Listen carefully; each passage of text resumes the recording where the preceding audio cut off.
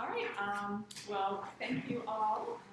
As Ashley said, my name is Lissa Lutz, and Sorry. that's okay. That's why I said it again. Yeah. So when I was sitting in your place, it was a different century, which is hard to believe. Things have changed a lot. Just to compare, we had very few options for volunteer hours other than working in the office. The office did not have a computer. It didn't even have file cabinets with publications. When people came in or called, we had a row of 3-ring binders in the windowsill. And we would go over to our 3-ring binders and try to find by category what the problem was and look to see if we had a publication. And if we did have one, we would go to the copier and copy off that publication to either hand it out or put it in the mail. So that's what we did. We didn't have the demonstration garden in the front. We didn't have Briggs Avenue garden. We didn't have the Speakers Bureau. And that's a good segue into this topic because early in my career as a master gardener, I became pretty much obsessed with how to keep the deer out of my garden because the deer pressure was getting greater and greater. I mean, it seemed like I was able to garden at first, and then I'd have a little bit of deer damage, and then every year it got worse and worse. And I finally found myself driving around and looking to see what other people were doing and where there was deer damage and what my options were. And again, we didn't have all the internet resources that we have now. And so our Speakers Bureau was just emerging at that time. And it's not my passion to stand up here and talk, but at the time I felt like I had so much information to share that I was gathering from trying to figure out how to keep the deer out. So I said, well, I will do a talk on deer damage. So that's how that started. And all my pictures, you'll see how old my talk is, from the very original one, you couldn't just go to the internet and pull images for your talk. So I had to go and take pictures everywhere. So I was standing with these dogs, with a camera, no cell phone, and taking pictures and using those for my presentation. So anyway, and I also had to walk 10 miles in the snow every time 12 miles back.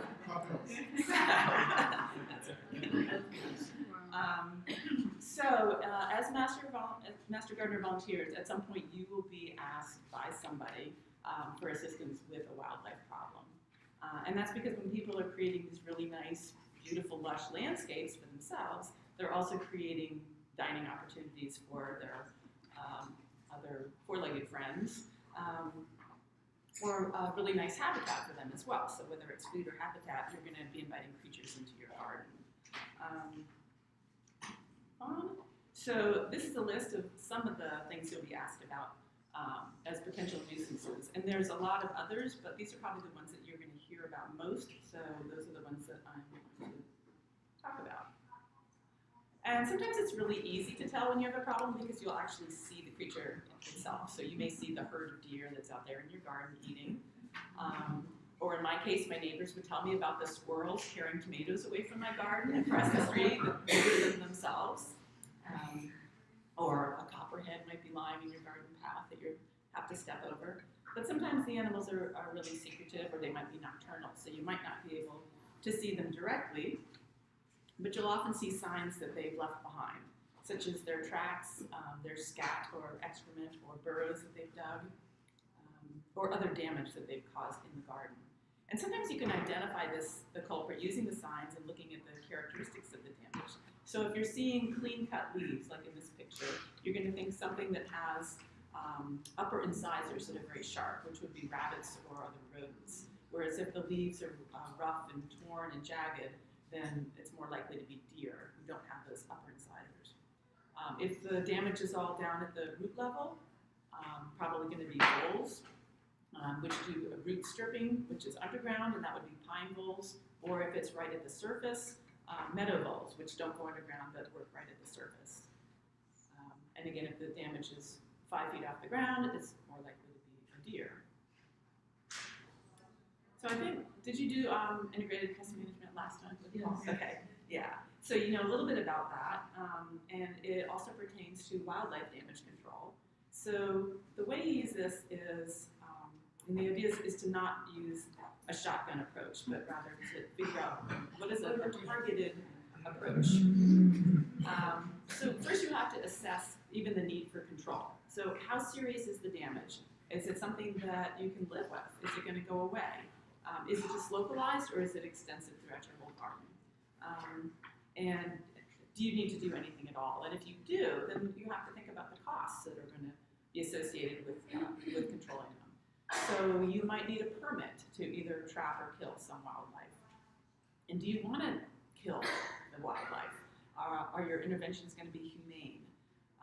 Does your neighborhood have restrictive covenants for fences, or do your neighbors care about barking dogs, if you're going to use that? Electric fences, are they happy with that? Or putrid smelling sprays that are along your property line, or clumps of human hair? So all sorts of things that you got to consider your neighbors.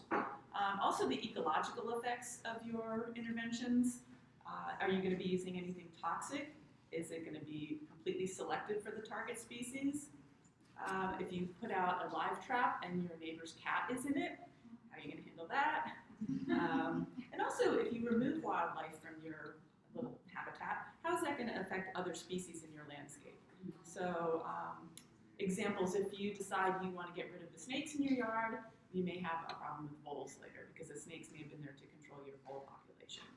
I used to use a lot of deer netting in my yard, and invariably I would find black snakes or sometimes copperheads that had gotten caught in the netting.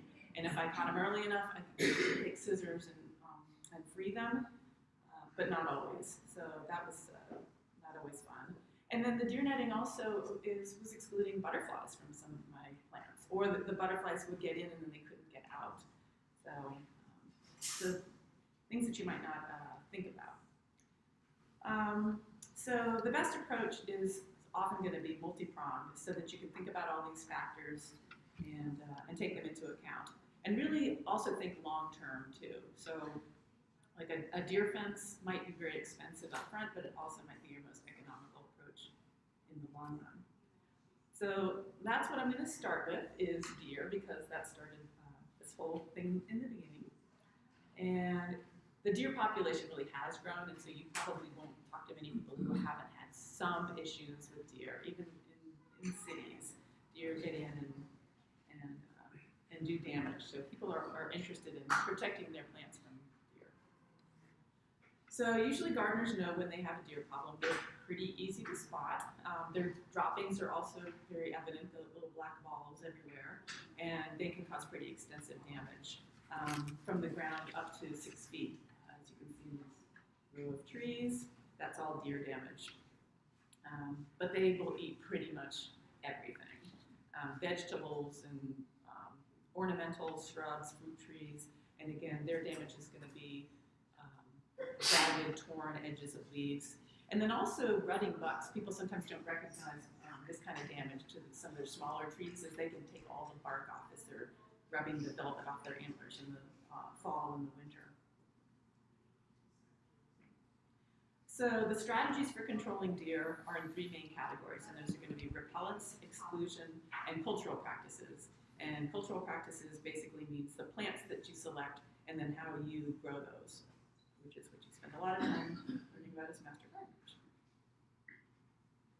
So repellents include scare tactics, area repellents, and contact repellents. And scare tactics are anything that basically scares the deer away. So whether you have a dog that barks when they come out, leave lights on in your garden, or a radio playing. Sometimes a motion detector, people have used those successfully. So when the deer come in range of a motion detector, it could set up a stream of water from a hose. And they can be really effective, especially early on. If you're just beginning to have a deer problem and they're kind of exploring your garden, that can reroute them so that they don't come back. And especially if it's a very small area too. But for larger areas, hard to use some of these tactics, and the deer actually become pretty desensitized quickly to a lot of those. Area repellents are things that repel just by odor. And what was really popular a while back, I don't know if you remember, was the Irish Spring thing, and people would cut up little bars of scented soap. Irish Spring was the one, and they would put them throughout their garden, and then people realized that the deer would start to get closer and closer to the Irish Spring, and then I would see people would put little bits of Irish Spring on sticks to raise them up a couple feet, and pretty soon the garden's full of little Irish spring balls and sticks, and it looks like you're growing Irish spring now. So that was the problem with that. And similar things, hair, going to the barber or whatever, getting bags of human hair. Coyote urine was a big one. You could actually get it in these little vials that you clipped onto your shrubs. Garlic juice, blood meal, milorganite. I think that's still a popular one. It's an organic fertilizer that has a nice little smell to it. And again, these things might work for a little while, but their effects tend to wear off eventually. Now, contact repellents work by both taste and odor. So these are things that you're going to spray directly on your plants. And there's a lot of these on the market now. So you've probably seen them. And they can actually be pretty effective. You can also mix up your own concoctions. For example, with eggs and hot sauce, which can be a lot cheaper and can also be effective. The commercial sprays can be really expensive. And it's also pretty labor intensive. So you have to keep spraying. You have to spray new growth in the spring. Your plants might be growing pretty fast, and so you have to make sure you, and that's the favorite part for the deer too, all that brand new growth, so you have to keep spraying that. And you really have to do it year round too, because the deer get even hungrier in the winter. So where the sprays can be really useful, if you, probably not to protect your whole yard, but if you have a really small area that you want to protect, like if you have a mailbox garden, and you know you're going to go down to the mailbox every day, you've got your little thing of deer spray, then it's easy to go down and get a little spritz and keep that area protected. Also for seasonal things, so you decide you want to plant some annuals and pansies, deer pansies or impatiens or something like that.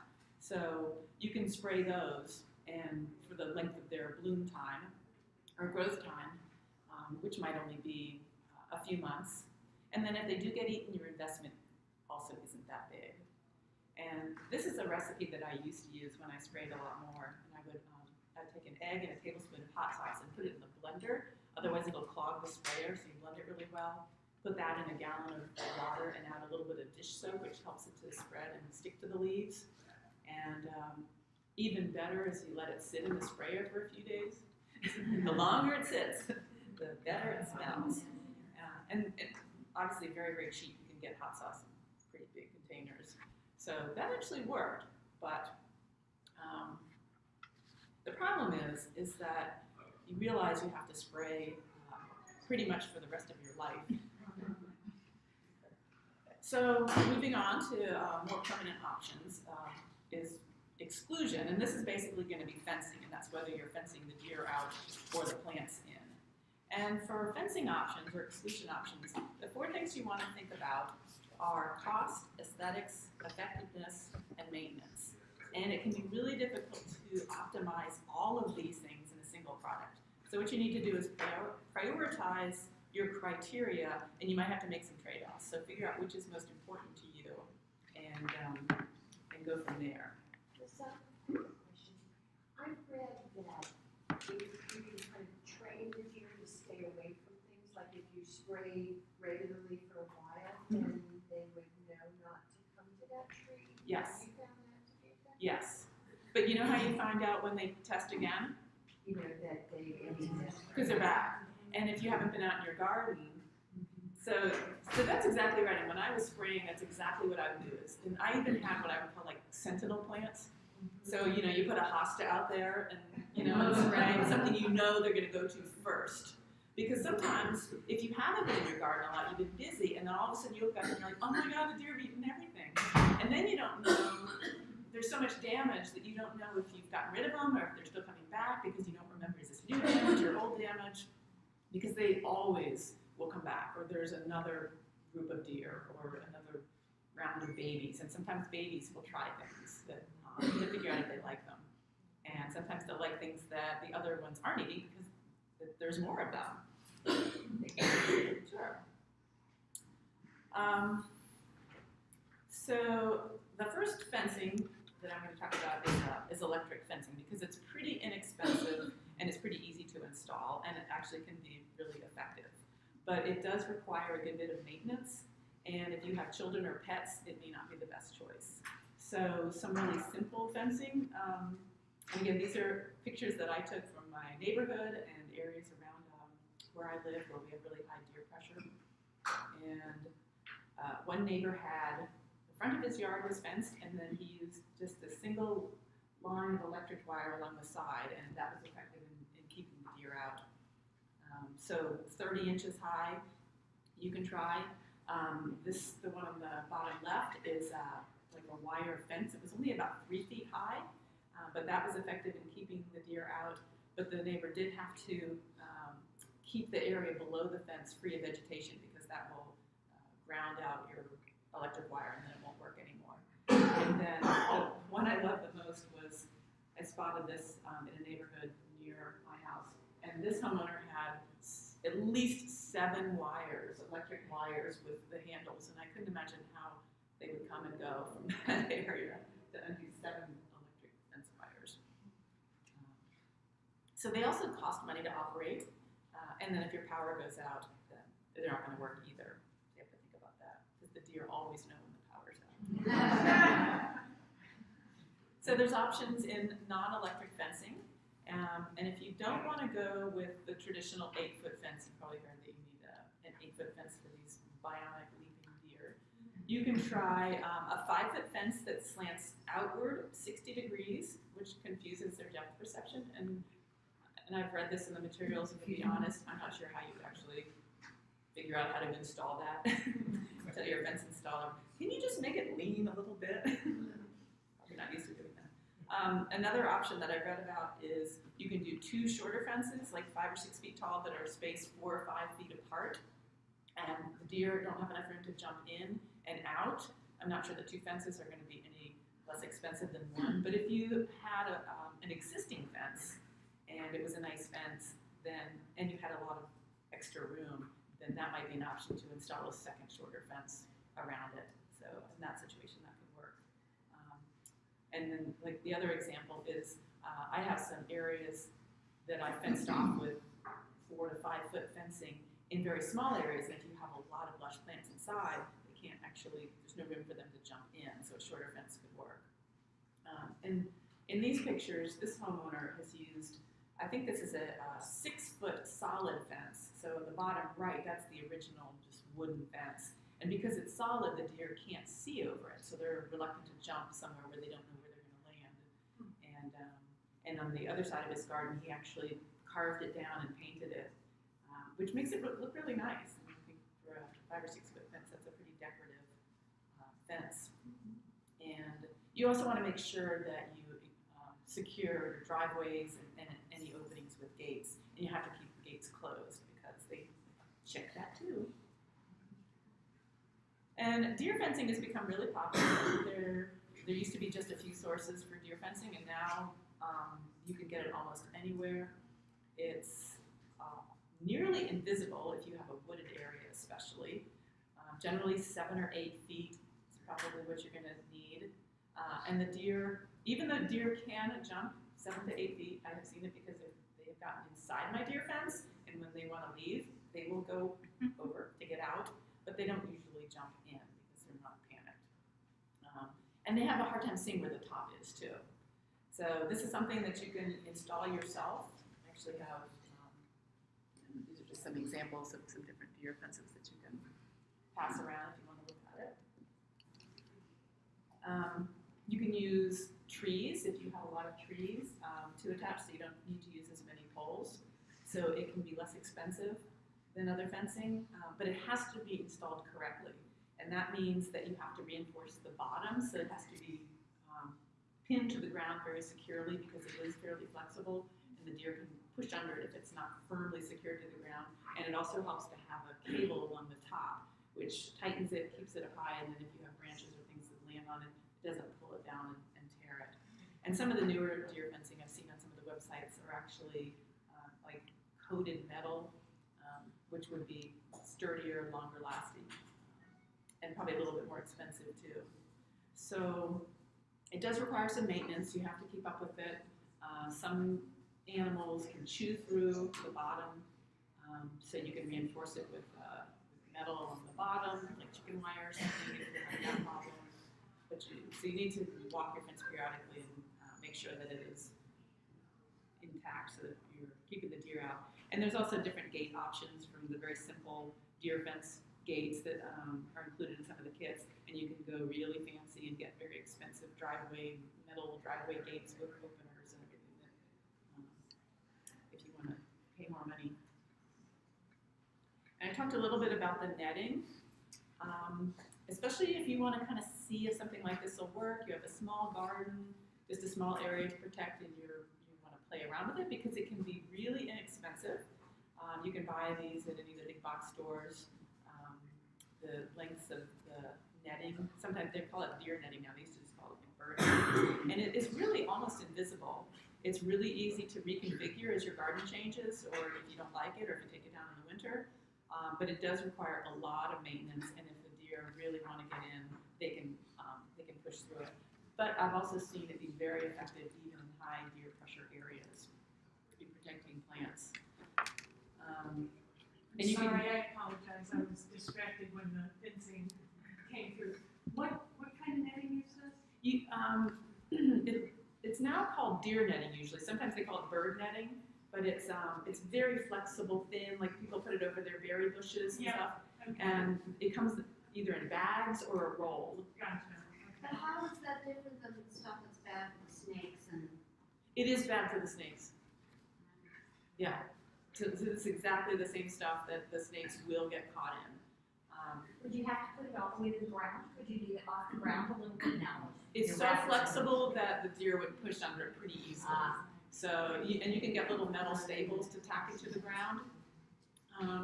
Yeah, so that is definitely a downfall, is snakes will sometimes get caught in it. They're easy to see, so if it's in a place where you can see them, and if you're not scared, you can go out, and I've actually just taken a pair of scissors and you have to cut up and release the snake, and they're usually happy to go off, but then you have to fix or repair that section of netting. But yeah, that is definitely one of the downfalls of using the netting.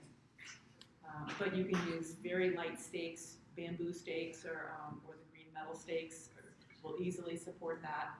And you can make your own little entry point skates and stuff. Like this person, they use staples to staple the netting to some wooden stakes.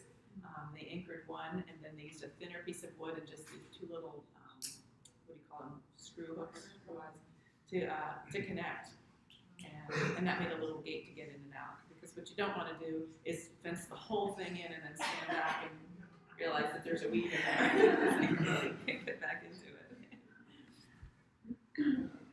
And that's sort of the idea right here, is if you're fencing individual plants, you can actually use netting or sections of shorter deer fencing to protect plants individually.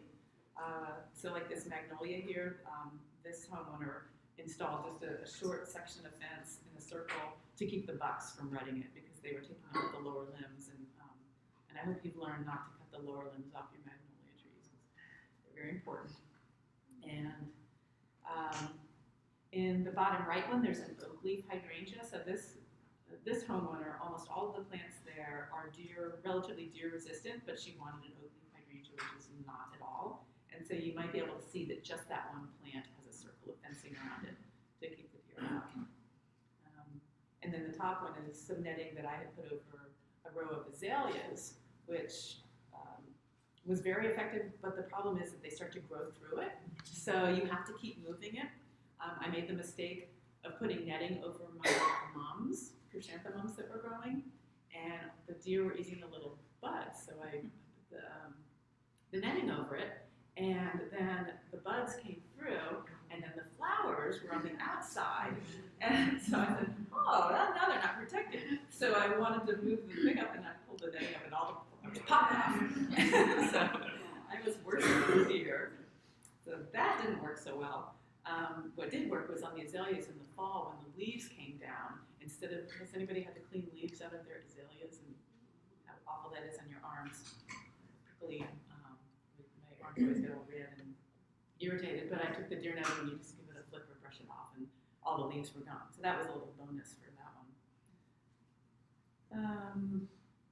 Yeah, but it can be hard to get into, to maintain, to mulch, to weed and things like that. But for the rutting, a lot of times if you protect the smaller trees when they're young, once they get big enough, the deer seem to go for smaller, younger trees. So, and also plants that are like trees that the deer like to eat. Once you let them get tall enough, then you can remove the fencing. So sometimes you only have to protect them for a few years. And then lastly is cultural practices, and that's going to be the plants that you pick for your garden and then the conditions that you provide for them. So, choosing plants. First of all, very few plants are truly deer resistant. And there is a list that, it's actually a list that I created of plants that are less favored by deer, and I think it is on the intranet that you can look at, and then I actually put asterisks by the ones that really seem to be less favored, like I hardly ever see, but there's so many, everyone has different ideas about what the deer will or won't eat, and then somebody else has experienced that the deer have eaten theirs. Like ferns. I had Christmas ferns, and the deer ate all the fiddle plants as they were coming up. So it's amazing what they'll eat. I think part of it too is the reason you'll get variation from location to location is that, as you noted earlier, deer do adapt. And Yes. so there may be stuff that's put out. I was in a neighborhood where they planted a lot of abelia because supposedly that was going to be deer resistant. But because there was so much there, the deer readjusted, and all of a sudden that became like a yummy thing to eat. And whereas at some other location, abelia might still not be a problem because there's other stuff they like better. So Exactly. I think that's also part of the variability sometimes. Exactly. And then in some of the things, like you'll read that azaleas are toxic to deer. So I'm guessing mildly toxic. And so maybe they have figured out how much they can eat before they get sick. So they eat a little here, and then the next deer eats a little here, and pretty soon your azalea is gone, but it's not like a hosta, which is, you know, like a vitamin tablet. How do you treat the neighbor who feeds deer? I want to know about that. You tell them to keep feeding the deer and never stop. Oh, it just brings them to the ear. So it does. There's not much you can do about that unless they're planning on shooting them once they get there. My neighbors all know. There are people who do that. This actually is a plant that is 100% deer resistant, and it is plastic.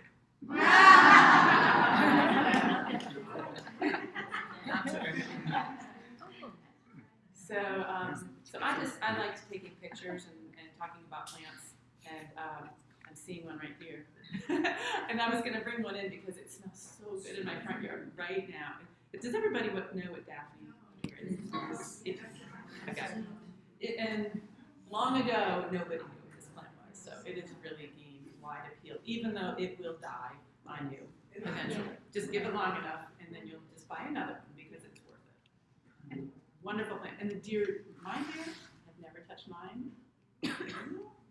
Okay. Nobody's saying that they've gotten deer damage on theirs. It just dies on its own. It just dies on its own. It has nothing to do with my yard.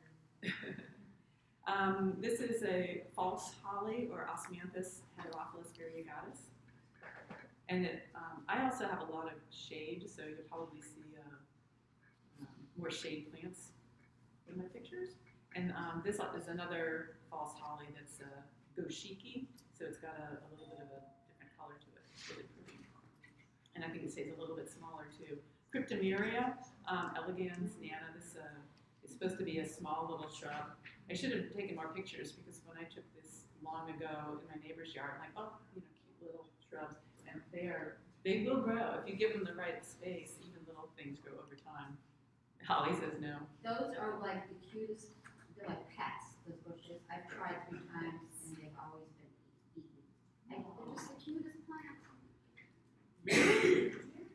And then the other thing is if they're tall ones, they run them. Well, and I wish I had taken another picture because my neighbors, I mean, these things have coalesced into a flowing mound. They've gotten so big, and the deer, our deer haven't eaten them. So, but again, everybody's going to have a different experience. So, yeah, you know, you just got to try different things. Elysium or Florida anise is another one that usually does okay. Rainbow leucophoebe. There's another one that will probably die on you too. It's very fickle about drainage, but it's such a cute little plant. And Sarcococca, sweet box, do you all know that one? That's a really cool one because it's evergreen, grows in the shade, has little white flowers. The only thing about this, which I haven't had a problem with yet, but in the last couple of years I've been reading about this boxwood blight, which is a fungus disease, and it is very specific for boxwood, pachysandra, and sarcococca. So I haven't had a problem with it, but if you're recommending plants, you might want to ask people if they have lost any of their boxwood or pachysandra to this blight, because you don't want to grow those three things if you have a problem with it. This is Lissa nitida, which is a box honeysuckle. Caryopteris, I've had good luck with that. It has blue flowers. And this is a Caryopteris divericata, which is pretty with the white variegation. Sedges do well, and they'll grow in more shade. Obviously, the ornamental grasses are good choices if you have a lot of sun. Catmint and lavender, and the catmint can be very vigorous, but it's a nice clump, it'll spread nicely. Some of the bulbs that you can grow, I would say the only absolute guarantee is the daffodil. I don't think I've had anything eat daffodils, but some others are scilla and hyacinth. I've actually had them eat some of the hyacinth buds, the flower buds, but sometimes they miss them. Artemisia. With Artemisia, there's both the clumpers and the runners, so make sure you get the one you want. For dry, sunny areas, verbascum, it's a somewhat lesser known plant than Russian sage. So before you buy any of these plants, which everybody sees plants and oh, I have to have one of those in my garden, first look at your garden and think about what are your growing conditions, because you want to put the right plant in the right place, and that is our mantra, if you haven't heard that yet. So you probably know, look at how much sun, how much shade does it get, is it wet, is it dry, is it protected, is it exposed? Get a soil sample, see what your pH is, your fertility, and you want to plant a plant that is going to be the perfect plant for that spot. No compromises. And then you want to optimize the conditions that that plant needs, whether that's amending your soil, improving the drainage, making sure you mulch it, fertilizing it appropriately, giving it water until it's established. Then you're going to end up with a really vigorous plant that if it does get munched on by deer, it's going to be better able to get to bounce back. And I will say that if you have sun, that is an advantage. Plants in the shade just tend to grow slower overall, and they have a harder time bouncing back. So some examples that I've seen, like you probably don't, maybe you do know that forsythia actually gets a lot of deer browse. And people don't realize that because forsythia is just so vigorous and it's got blooms everywhere. So when it is browsed, you often don't even notice it. So that's one. Barberry, winter jasmine, and then lantana is another one too. So the deer will actually nibble on the lantana, but it's a pretty vigorous plant, especially in the sun. We've got some out in the demonstration garden, I think. Is it still out there? This huff. And that one is one that will come back every year and spread.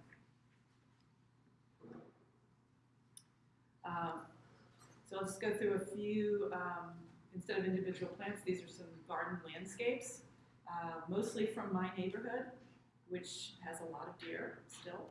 And this is a neighbor that there's no fencing. She will spray some things, but mostly more deer-resistant plants that are just really super vigorous. She has the right plants in the right place. And there's just a closer view.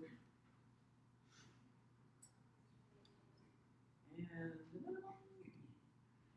Lissa, do you find that with castor bean or certain plants that they detest that are really nasty, that they will keep away from some yummy thing if you put that right next to it?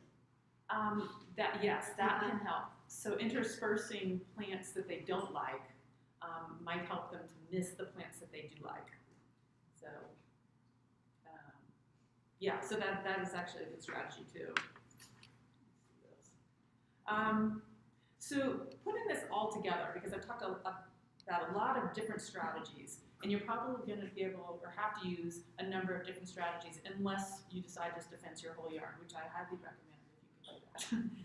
That is the easiest in the long term. But if you don't want to do that, fencing certain areas, using deer-resistant plants in other areas, using some sort of repellents in other areas. And sometimes it's easy to think about your yard in terms of zones. I read this in an article many, many years ago, coming up with 3 zones. So you have like high intensity zones, medium intensity zones, and then the more unprotected areas. So a high intensity zone is going to be something with a lot of vulnerable plants, like a vegetable garden or a rose garden, and that's something that you are going to need to either fence or spray very consistently to maintain. And then the sort of medium area is going to be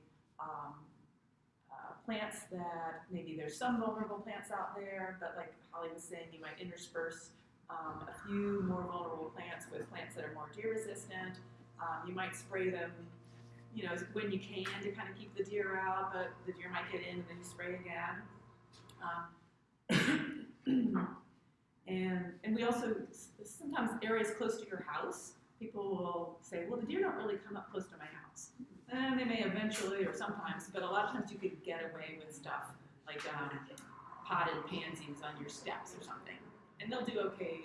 They might do okay most of the time. Sometimes the deer will come up and get them, but that would be like a medium area zone. And then the unprotected areas are going to be maybe the perimeter of your garden or your yard, and areas that you don't want to have to go out and maintain and spray all the time. And so in those ones, you're going to choose the most deer-resistant plants that you can. And that helps you to cluster your efforts into smaller areas. And also, don't give up. You just have to be really persistent and see what your neighbors are doing, see what plants they're growing that are working in their yard, and keep trying. Do we have any idea the hours that are the most? Is it the evening from dusk into what time? They're not nocturnal all night. I don't think they sleep. But you're right, they actually. I know they bed down during the day. I know. Yeah, the dusk is really the time when they're most active, because that's when you. Morning too. You know, don't let the dog come in during these hours. But I've seen them, as you said, bedding down in people's yards. Sometimes you'll see them like sleeping in your yards, and that's another advantage. I mentioned that, but of fencing is that if you completely exclude the deer, your tick population will often decrease too. And I found that once I got deer out of an area, I got fewer and fewer ticks in that area. And then you go beyond it because the deer carry so many ticks and different kinds of ticks. So that's another benefit of completely excluding them, if you can. So I'll just go through. I've got just some neat pictures, then we'll take a little break for the end of those, so everybody can stretch. These are herbs. Herbs are really good. They're almost all deer resistant. In this one picture, I just listed them there. There's fennel, catmint, ornamental oregano, basil, thyme, germander, santolina, lavender, and sage. I knew all that at one time. And there's rosemary in this one, and evergreen shrubs in the background. That's the cryptomeria that survived for them. Here's a different garden. It's a little bit more arid in this spot out by the road, but they've got flowering plants. It's always nice to find things that'll flower that the deer don't eat. And that's verbena, some irises, coreopsis, salvia, and then lamb's ear. Amsonia hubricae, salvia, lamb's ear, amaryllis, caryopteris, and thyme. I will say I put out some amaryllis, and they don't eat amaryllis. But what they did do is they bit off the bud to see how it tasted and then dropped it on the ground. So. And then they trample it because they're mad because they can't. Exactly. Jeez. This is a good example of the zones I was talking about. So this is an Orange County Master Gardener's garden that I was admiring, and she said these are all deer resistant. I said I know those things in the front. Those impatiens are not deer resistant. She goes, I spray those. So she sprays. She wanted a little pop of color in the front, and everything else is just beautiful green texture. But she sprays those.